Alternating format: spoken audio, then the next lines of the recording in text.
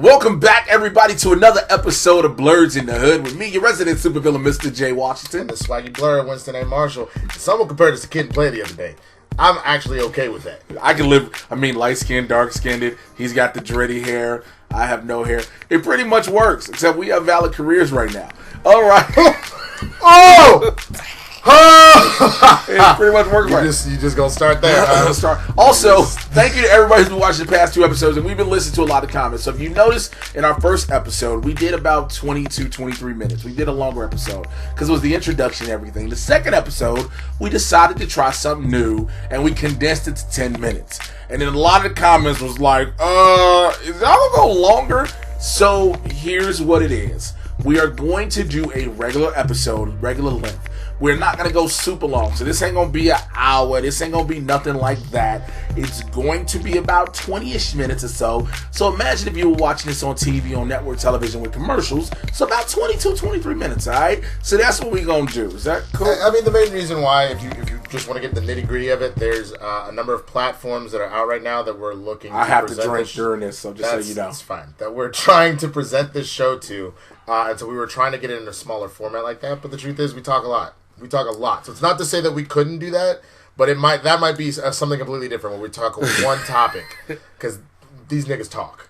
Like, they talk a lot. So I felt like there was a fourth person in here that just went these. I just went full third person with it. Like, Winston was just, like, understanding the fact that Winston and Jay be talking. Like, it is what it is. You know what I'm saying? I guess Look, we looked at some Hotep-ass shit earlier, so, like, the third person is just in Winston's brain right now. I'm going to take some... I might put up the Hotepish thing because some people gonna be like, "What was the Hotep thing you watched?" I probably insert the Hotep. I just fucking. I hate Dr. Umar Johnson. That's all it is. We both do. And that was the Hotep thing in regard to Dr. Umar Johnson. But we got to kick off the show and talk about the biggest thing that happened this past weekend, which was Super Bowl 54. The racist lost the Super Bowl. The racist lost the Super Bowl. Ay. And by racist, he means Nick Bosa. Yo, hold up. I know you edited this later, dog. Make sure you put that meme, that photo of him with the tears the laughter of Martin Luther King. You have to send that to me because I'll send it to you because it's hilarious. So if you don't, unless you've been under a rock by now, by the time this comes out, the Kansas City Chiefs and Patrick Mahomes defeated the Rolling with Mahomes. Rolling with Mahomes. Ha ha. The Kansas City Chiefs defeated the San Francisco 49ers by a score of 31-20 in Super Bowl 54 in pure, unadulterated Patrick Mahomes comeback fashion. Now, it's hilarious because all of these didn't age well memes came out. Because at one point, it was 20-10 with the lead by the 49ers, and everybody was like... At the end of the third, everybody's like, well, it's pretty much a wrap. The 49ers even took a goal line picture. Everybody posed. So I got a question. You're aware of who the coach was of the 49ers, right? Yeah, Kyle Shanahan. And you're also aware that is the same coach that was the offensive coordinator for the Falcons when they blew that fucking lead to the Patriots a few years ago. You clearly weren't, because you just made that clicking noise. This is what he's famous for now. This nigga gets huge leads and then fucks it up. Because if you notice, the Niners stopped running the ball. If they had just run the ball and run the clock out, they would have won the Super Bowl. And yet again... they decided to try to air this shit out and let Patrick Mahomes run this bitch back. First of all, I just want you to... as much as I follow the game, I never put those two together. Like, this is what you known for, man. This is what you do. So now, we're at the point where... I'm laughing because even the Falcons... were trolling themselves, and they had a tweet. It was either the Falcons or a Falcons fan page that was like, "Did y'all learn nothing?" Because they straight up were aware. I don't know what to say. Now, I know that is terrible. Oh God, that is terrible. So yeah, basically, Patrick Mahomes came back, and is it Damian or Darren Williams scored 2 touchdowns to solidify the Super Bowl championship to the Chiefs, and Patrick Mahomes walked away, of course, with Super Bowl MVP.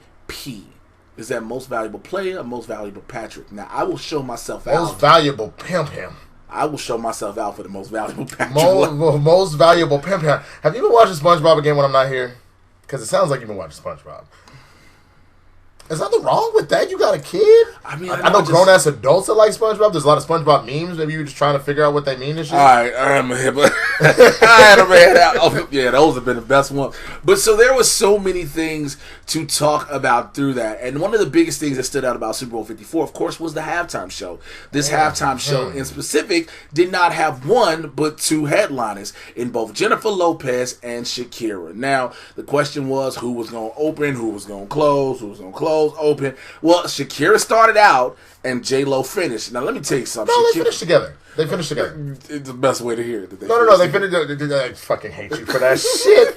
So, Shakira started. J-Lo came in about halfway through it, and the two of them combined and did one final show. Yes, what was did. amazing about it is, obviously, first of all, we're going to get to the controversy about it in a second, because there has been a lot of controversy from a lot of white people that are saying that this is family fun. Let's not even call it controversy. It's called a lot of BS comments. That's why I said controversy. I put the air quotes. Yeah, and deep-seated racism, because that's all it is. Well, exactly. So, anybody that knows Shakira and J-Lo are very aware that Shakira is known for her hips not lying, and J-Lo's known for her ass. So anybody that's surprised that if we're going to do a show with either one of them, there would be gyrating and twerking and any sort of like that, is out of their mind.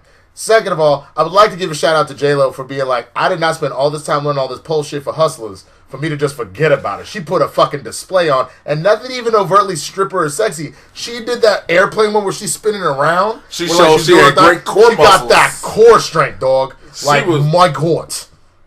Just Also, we got to shout out Shakira from wearing the exact outfit as their character in Zootopia. I mean, I fucks with it. Her character in Zootopia, like, kind of reminds me of Mrs. Incredible, where you're like, am I wrong for being into this animated character? I want to get his antelope to Zootopia. Look, but that was the main thing. People talked about the gyration, the hips, the dancing, the outfits, the quote unquote overly overt sexual nature of it. Whereas the memes have shown just last year, Adam Levine from Maroon 5 was out there sweaty, no shirt and everything, and his nipples all the way out. And white women of all ages were like, "My Jesus, please, Lord, just let me have this Jesus." I'm sorry for molesting you across the room. Sam was not supposed to come in frame of that one. I feel very violated. Don't know how to handle it. Sometimes you just got to go with the bit, man. But I know I did. As long as unfortunately, let it happen. Like, I'm not editing this shit out at all. This is just here. It's what it is. But you had people screaming at the top of their lungs for Adam Levine, and then you want to, like, no actual asses were shown, no nipples, no nothing. You want to come at J-Lo and Shakira. Someone also loved to point out the fact that, have you seen an NFL cheerleader before? You got asses and titties essentially popping out and doing the same dances, and those are primarily white women cheerleaders. There are a few women of color, but they are literally a massive group of half-naked women dancing on the sideline during football, and you're upset about this. Well, we also got to talk about, again, the quote-unquote controversies that you brought up earlier, talking about that, but also the comments from a lot of white men and white women who were like, oh, I thought this was an American game. This is, why are they speaking Spanish and doing this? Which, first and foremost, that's the most ignorant shit you can say. Okay? America does not have an official language nor an official religion. I don't know what you've been told or what you thought, but there isn't one. I mean, let's be honest. We know where all this is stemming from. We understand that it stems not only from systemic racism, but you have the leader of this country says shit like that. The orange fuck muppet. I mean, yeah, that's why I didn't say his title, because I don't even want to consider it a leader. But my point is, he is setting the tone. He says shit like this all the time. Absolutely, so people feel they can get away with saying shit like that. But I think that one of the things that went by that a lot of people didn't catch the political statement, which I did. I did this immediately, is that they had a bunch of kids sitting in lit up like dome-like cages, singing "Born in the USA" with Shakira and J-Lo. Shakira was playing the drums, and J-Lo was singing lead, and J-Lo came out in a cape that was Puerto Rican flag on one side, American flag on the other. Can we also bring this up? I need a lot of you people to know the difference between a fucking Cuban flag and a Puerto Rican flag. Please. There's a big difference. Yeah, well, also because Puerto Rico is a part of the United States. So maybe learn. Speaking of things that are part of the United States, before we go any further, The orange fuck muppet, as mentioned earlier, decided to quote-unquote congratulate the Super Bowl champion Kansas City Chiefs, where in a tweet he said, "Congratulations to the Chiefs on winning the Super Bowl. You represent the great state of Kansas." Basically said more. I don't even feel like putting the tweet up, but you get what I'm saying. Well, and for those that are confused why this is a big deal, since it's the Kansas City Chiefs, go look at a map and go back to 4th grade and realize that Kansas City is in fucking Missouri. No, it's in both. That's not the problem. Kansas City is in both. The problem is the Kansas City Chiefs are not based in Kansas City, Kansas. That's what I meant. When I said, yes, there is a Kansas City, Kansas, but like, we are very aware of the fact that the Kansas City Chiefs play in Missouri. They're in Missouri. So there was just a lot going on here. I mean, my favorite was someone actually had a shirt that said the great state of Kansas and then had the state of Missouri as a picture. Which is probably the best. Amazing. I mean, the new memes of him drawing an extra added border over Kansas outside of Kansas. Had him would be like he should have conferred with Pompeo before he put out his tweet and shit. I mean, because here's the thing, he immediately deleted it after people were like, "Hey, bro, you're wrong." It's one of those things that, like, look, I'm not saying that people can't make mistakes. That's okay. But when you're the leader of the free world and people are looking at you as an example, I don't even go. You should double. But if you notice, I wouldn't even say the leader of the free world. Here's why I would say that, and this is not to be when you're the president of the United States, which typically is that associated. With I get that, but let's just go more technical, condensed term. Fine. It doesn't matter when you're the leader of a country. Yeah. Unless you're a full-on dictator and you just don't give a fuck about throwing out random fake-ass facts. What would you consider do? The point is, how about you just fact-check your shit? If you notice, Barack don't ever put out a motherfucking tweet that has a typo, that has any sort of error, because what's coming out of your mouth is word is bond, son. Like, people are looking to see what you are going to say. So now I'm waiting on the next presidential tweet to have dead ass in it. Yo, dead ass? Them Chiefs probably gonna win it again next year, dead ass. Hey, B, let me tell you something, B. If the Super Bowl B is played in Mexico, yo, it's not fucking happening, dead ass. Because it's not American then, dead ass. Dead ass.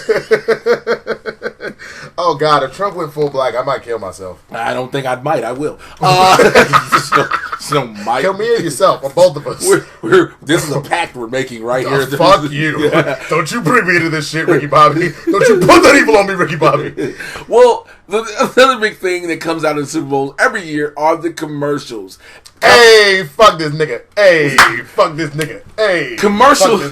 Companies spend millions of dollars. Now, commercials are what? Make millions of dollars. Make millions of dollars. You rich ass fucking millions of dollars. Can I get this? Go ahead. You're a fucking star, bitch. I hope that while I'm doing this dance, let me do this. You blank your face out and just put the photo right here. Hell, let me do this. Go ahead. Okay? Go ahead. Companies spend millions of dollars more than they spend any other time of the year just to solely advertise for potentially 30 or 60 seconds during the Super Bowl. Why? Because these are the most eyes that will be watched on you throughout the entire world, throughout the entire year. You want to hear a really sad stat just for a quick second before you finish? You know that more people watched this Super Bowl than voted in the 2016 election? That sounds about right. Please continue.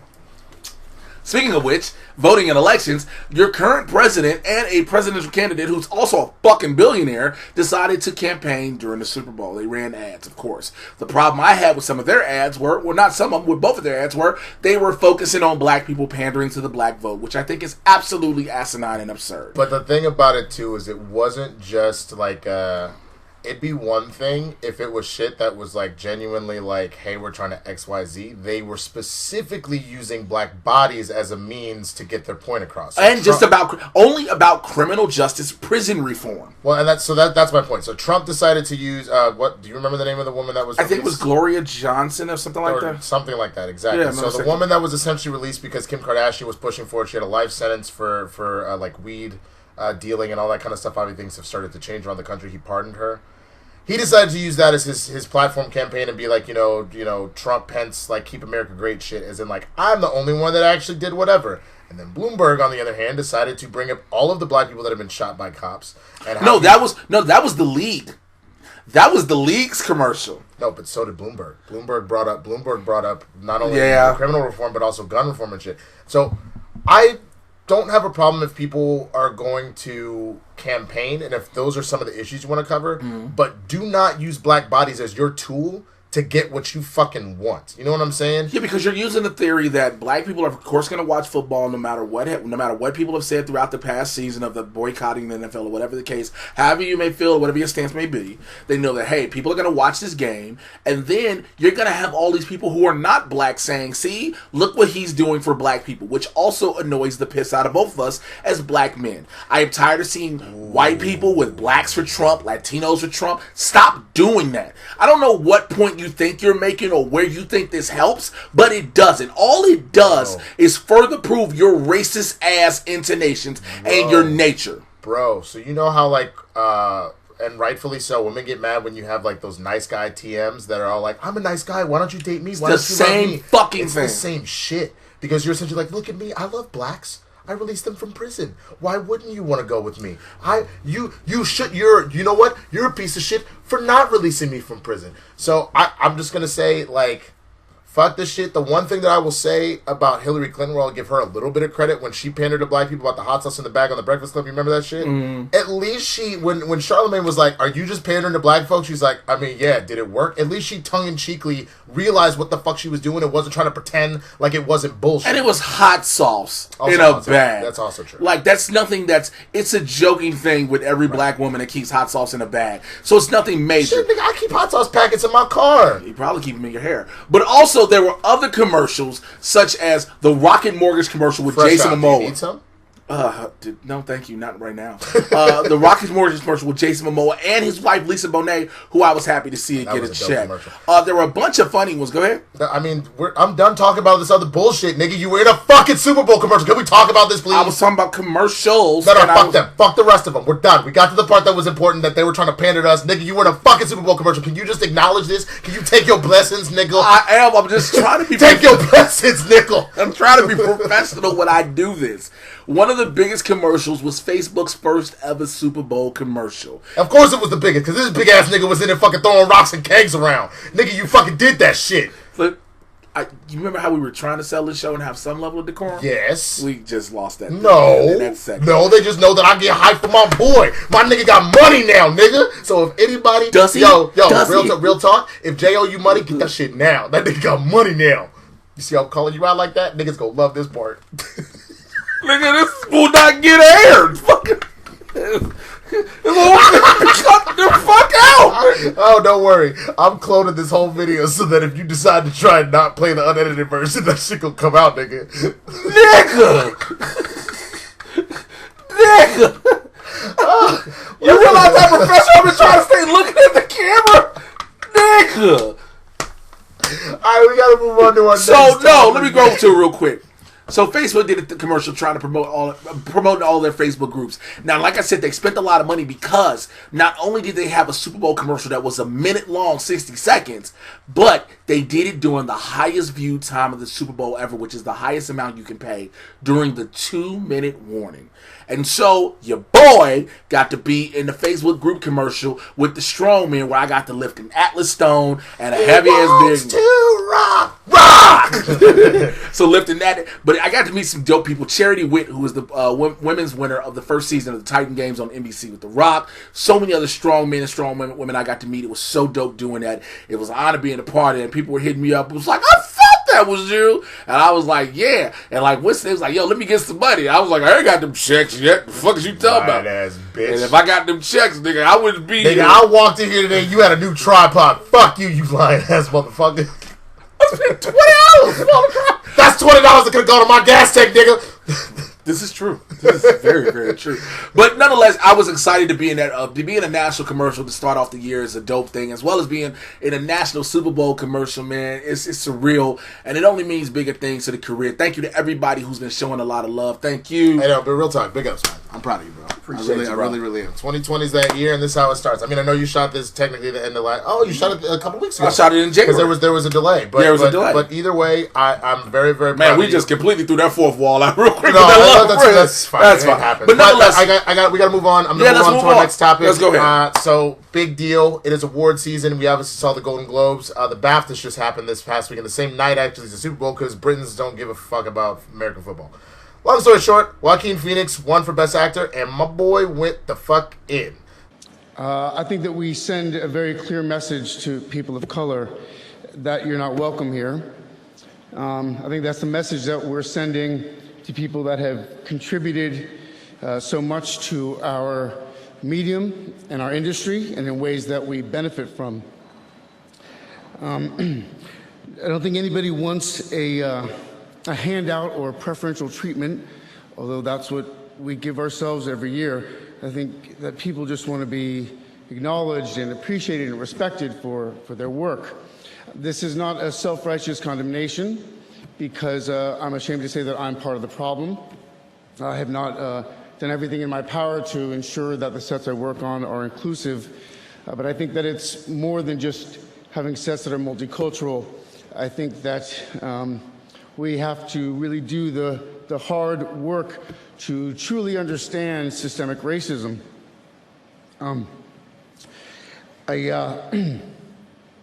I think that it is the obligation of the people that have created and perpetuate and benefit from a system of oppression to be the ones that dismantle it. So that's on us. Thank you. So as you can see here, I gotta appreciate what Joaquin's doing. We did a little research because we were like, I don't remember him talking about shit like this at other award shows. And he's been going in every acceptance speech about something. And then and for most, the first two, we're talking about the Critics' Choice and the Golden Globes. His big thing is they both served plant-based meals, so all like vegetarian stuff and whatnot. But he brings up the carbon footprint and things like that in the environment. And it was quick. It was like maybe a 1-2 line premise soundbite in that, but it was whatever. But he spent his entire speech talking about how the BAFTAs and how the award system in general is very racist. And the reason that he comes at that in particular is that, is it bad that the Golden Globes left out stuff like When They See Us, left out, you had Eddie Murphy, but you didn't do J-Lo or Awkwafina, all that. The Oscars are doing the same kind of thing. Yeah. But they had some. You will give them a little credit because they had some. The BAFTAs had zero. The BAFTAs have been notoriously known for being this. Now, we always say the Oscars so white. The BAFTAs have known for it. And the thing is, he said it vocally. Now, his whole speech was, and one of the things that people have noticed, he walked off without his award. Now, the question is, did he not accept it as a whole, or did he just forget it? We don't know. But at the same time, to make your entire acceptance speech about that, and to bring the show, in a sense, to a halt, it beckons the question, by the time you see this... Is Joaquin Phoenix invited to the cookout? No. Oh. No, not going to do that. I thought that's what the question was. That's not the question. We got to stop him giving cookout invitations to everybody that says something. Well, the nigga could at least be on the RSVP list, and then when we get to the door, we can decide if he can come in or not. No, the nigga might be invited, but as a +1. You don't have your own name. No. But you know how sometimes you have to like sign up to be on a list to go to a thing, but you still don't even get to go in. You're just on the wait, so you have to wait outside the club. That's what I'm saying. No, is he at least invited to the wait list to wait outside the barbecue to see if he can maybe come in? Possibly. All right. But the question also besides that is, with the Oscars and him being more than likely the winner to win Best Actor for his role in Joker, will he make this same type of statement? And for me, I asked that question because will he make that statement? And because I believe the Oscars, that statement is that much more important. I think so. I think the only reason that this became a big deal because nobody in America fucks with the BAFTAs. Anybody in the industry, maybe. Okay, yes. But nobody really in America fucks with them. The Oscars is one of those things that is not only the American stage, but it does seem to be, with the exception of Korea, apparently, according to the director of Parasite, who, I don't know if you heard that the Oscars for them is like a local award. Yeah, it's just a little local award. We're like, damn! But... that being said, the Oscars has a tendency to be a little bit more of the world stage type scenario where everybody will be paying attention to them. I think it would be a huge statement for him to say something. Does it have to be just him? I wonder if, after that BAFTA speech, if last minute the Academy is all like, yo, change that shit. Write that nigga's name off and put somebody else up there. Well, and I think that's the problem. I thought about that too. Before we were going to bring this up, I didn't want to say it while we were show prepping. I thought about that. That the Academy might say, hey, we can't afford to have him do this. Because what happens is, what if he does this? The Academy cannot cut him short during his acceptance speech, right? I don't think they can change the winner either, because there's an accounting firm, and you're not going to tell me if he's been sweeping these awards. Well, it has nothing to do with sweeping the awards. The voting is over. It may be one of those things where but that's what I'm saying. It's locked and most away. of these, the Hollywood Foreign Press handles the Golden Globes. Yes. The SAG Awards are done by us actors, right? Which are now a lot of the voting members of the Academy now, since they've changed their, admission thing. So it's pretty much a given, unless somebody says out the blue it's a shock. But does he say it again? Does him saying it actually change anything? Because never forget, I think it was 2 years ago when Frances McDormand won for 3 billboards outside of Ebbing, Missouri, she brought up Inclusion Rider, talking about having more women behind the camera, more women in front of the camera, having more diversity and things like that. Are these main things changing? Now, yes, we've seen more women directors, more women as stars and leads in films.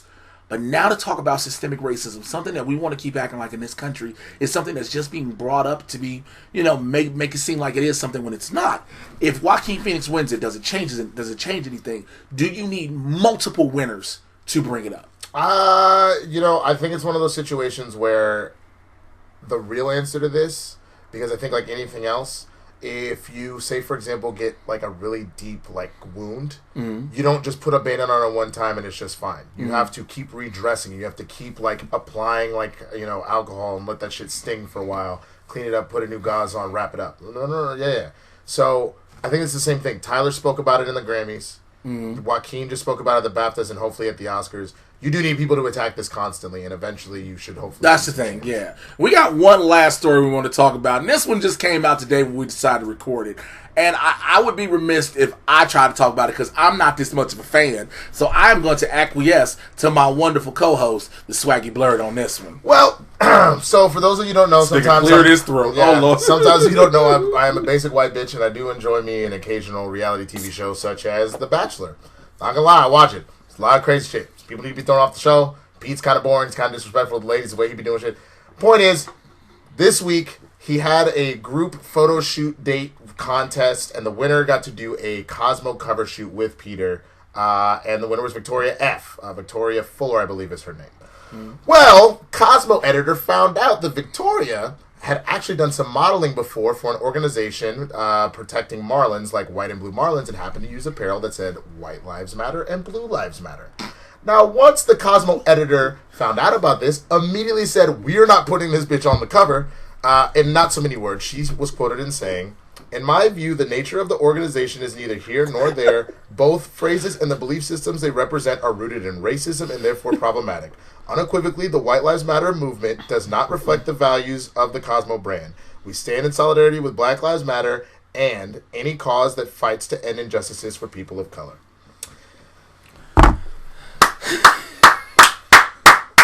First of all, this bitch can come to the cookout. I don't know what color you is. Maybe you already black. First of all, because one thing is this. I understand at what point, if you're a reality show contestant, right? I don't know why anybody in this day and age does not think that anything they've done in the past that is social media related and tagged can be dug up. Now, can't be, you mean? I mean, can't be, excuse me. Yeah. And especially when you have some, I don't care what the quote unquote real message was, White Lives Matter is not going to be a good thing. It doesn't, and to me, that's one of those situations where we get asked all the time, like, as people in the industry, if someone walked up to you and said, "Jay, I'm going to give you $1 million, but I need you to wear something, like, super homophobic. That's something that's, like, like, God hates the F word. Would you wear something like that for $1 million? And it would set your career on." Okay, so I'm going to joke first. I have to preface that I'm going to joke first, okay? Don't, because then someone will take that shit out of context. Don't even joke. Yeah, well, no. Just be real. No, I wouldn't, because first of all, $1 million is not a lot of money. Okay, is that your joke? No, that's not even, that's part of the joke. But no, why would I? What's the purpose? I have members of my family who I'm close to and friends who I'm close to who are members of the LGBTQ community. I wouldn't disrespect them in any means by that, because I think it's dumb.